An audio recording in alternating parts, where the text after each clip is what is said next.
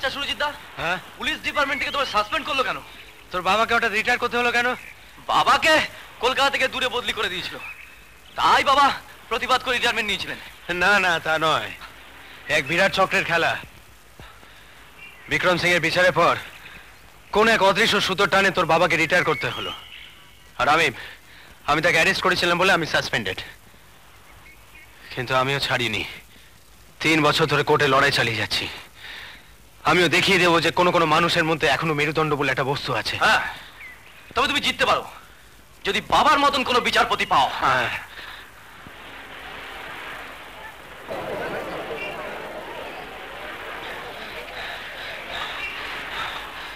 চলি সুরজিৎ দা।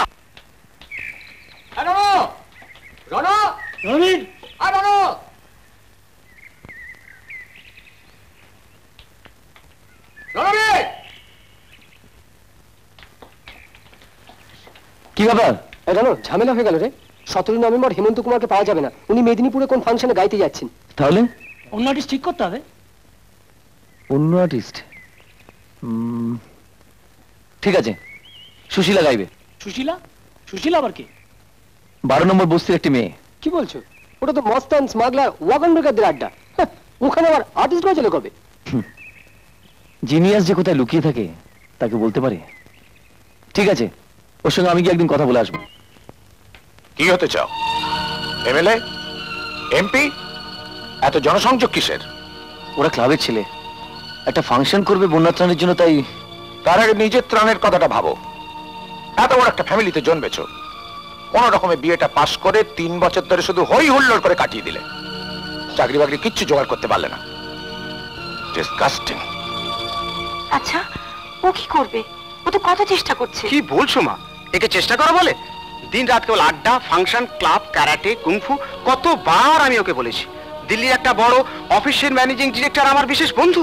আরে বাবা, আমার চিঠি নিয়ে তার সাথে দেখা কর, তোর একটা চাকরি নিশ্চয়ই হয়ে যাবে। তার কোন ইন্টারেস্ট আছে? না না, অত দূরে না। এই তোমার দোষ। ছোট ছেলেকে এখন আঁচলে বেঁধে রাখতে চাও। তাহলে আমি আর ভেবে কি করব? চলুক, ও গাভাসেই চলুক। ফাইন ফাইন ছোটদা, আজ থেকে তোর ফুল ফ্রিডম, পূর্ণ স্বাধীনতা পেয়ে গেলি। চল এবার এই ঘর থেকে গা ভাসিয়ে কেটে পড়ি। দেখলে দেখলে কেমন সব বেয়ারা হয়ে যাচ্ছে তোমার জন্য, শুদ্ধ তোমার জন্য। ছোটদা ছোটদা ছোটদা, ফ্রাই গরম নে। কিচেনে ভাজা হচ্ছে, খেয়ে দেখলাম ফ্যানটা খেতে, তাই তোর জন্য নিয়ে এলাম। নে খা। রাখাচ্ছি না, হা কর, ঠান্ডা হয়ে যাবে। কাজ করবো না, বসে বসে ফ্রাই খাচ্ছিস। এরপরে দেখবি তো নিজের ভবিষ্যৎটাই এরকম ফ্রাই হয়ে যাবে। অফিস যাচ্ছ, যাও না দাদা, আমাদের মধ্যে কেন আসছো? আমার সে সময় আছে নাকি? এই ছোটদা, প্লিজ মন খারাপ করিস না। বেকার বলে ওটা খেতে ভালো লাগে? তোরা জানিস না, একটা মাল্টিন্যাশনাল কোম্পানিতে এক্সিকিউটিভ পোস্টে চাকরি আমি পেয়েছিলাম, নিইনি, ছেড়ে দিয়েছি। সে কি রে, এত বড় চাকরি ছেড়ে দিলি কেন রে?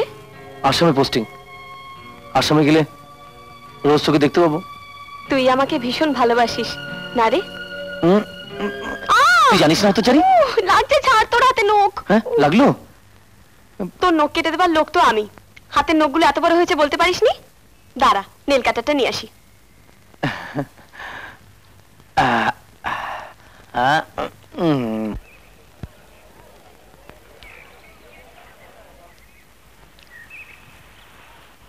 একটা ছোট পাউরুটি দাও আর 25 পয়সার চা পাতা। নিবারণ বললো তার নামে লিখে রাখতে। যাবাক, তো নিবারণদাকে বলবি আগের খাতায় যা লেখা আছে তা আগে শোধ করতে, বুঝলি? তারপর মাল নেবে। এই শোন শোন শোন, আরো বলবি যেদিন থেকে তার মালের চোরা কারবার বন্ধ, সেদিন থেকে আমার ধারও বন্ধ। ঠিক আছে ঠিক আছে, ও আমি বলে দেবো। যা যা যা। নিবারণদার কত টাকা বাকি পড়েছে রে? এই তো সব রেখে আছে সব। দেখি কি বললে বাটা? বাটা কি বললে? ধার বন্ধ? যা বললো তাই বলে দিয়ে গেলুম। আচ্ছা, শুনলি শুনলি, বাপ যে পেঁচে পড়ছে সেটা বুঝতে পারছিস? আর তুই রোজ ভোরবেলা ভগবানের গান গাইছিস, গান একেবারে ছেঁদা করে দিচ্ছিস। বিদুর, ভগবান টগবান ওসব আমাদের জন্য নয় রে, আমাদের জন্য নয়। শুধু শুধু ভগবানকে দোষ দিচ্ছ কেন বাবা? সারা জীবন খারাপ কাজ করেছো, এখন তার ফল পাচ্ছ। তুইও আমাকে দোষ দিস। চোরাই কারবার কি ভালো কাজ বাবা? পুলিশের হাত থেকে পালাতে গিয়ে চলন্ত ট্রেন থেকে পড়ে পাটা খোয়ালে।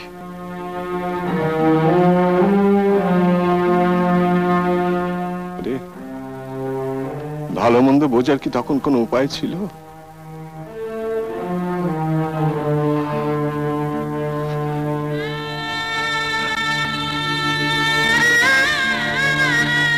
এই যে তোর মা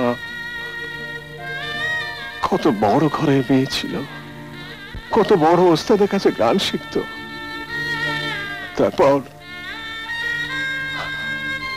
আমার মতন একটা বেকার ছেলেকে ভালোবেসে বিয়ে করে নিজের বাপ মা ঘর বাড়ি সব ছেড়ে এই পরিস্থিতিতে এসে উঠল। কত অভাব, কত উপোস, কত কষ্ট, কিন্তু কোনোদিন তার মুখের হাসি আমি মেরে যেতে দেখিনি। তারপর তারপর তুই তখন সবে হয়েছিস বুঝলি, একটা অসুখে পড়লি। আমার যা ছিল তাই দিয়ে ডাক্তার দেখিয়েছি, কিন্তু ওষুধের অভাবে মেয়েটা মরে যাবে। তুমি দাঁড়িয়ে তাই দেখবে? কি মানুষ তুমি! কি করবো, তুমি তো সব জানো।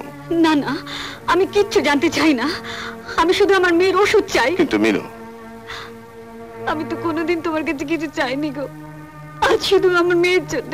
আমার মেয়েকে তুমি বাঁচাও, ওকে তুমি বাঁচতে দাও।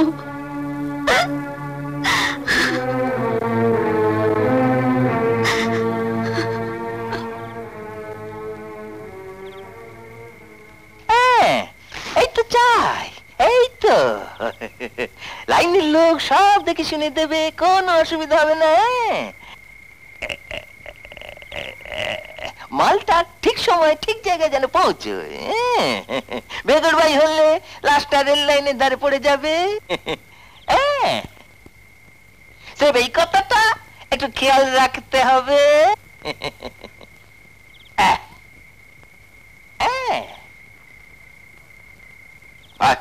ভেতরে আয়, রাখ রাখ রাখ রাখ, নামা, আস্তে আস্তে। এই নে টাকা নে, সকালে ভাগ করে নিবি, কাল সকাল চলে আসবি। যা যা। এই যে এই তোমার মেয়ের সিরাপ, তোমার মেয়ের ফুড চাই না? কত চাই? এই এক, এই দুই, এই তিন। তাহলে মালতীর মায়ের মুখে যা শুনলাম তাই ঠিক? তুমি শেষকালে চোরা কারবারে নামলে? এমন নরকে নেমে গেলে তুমি? নেমে গেছি, বেশ করেছি। পুরুষ মানুষ যেভাবে হোক টাকা রোজগার করতে হবে। টাকা চাই, টাকা, বুঝলে? টাকার গন্ধ আমি পেয়ে গেছি, ফেরার আর রাস্তা নেই। কিন্তু এই নোংরা রোজগারের ভাত আমার গলা দিয়ে নামবে না।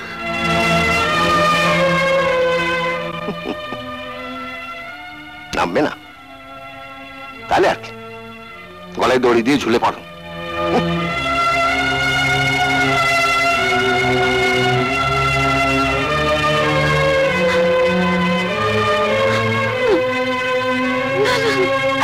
না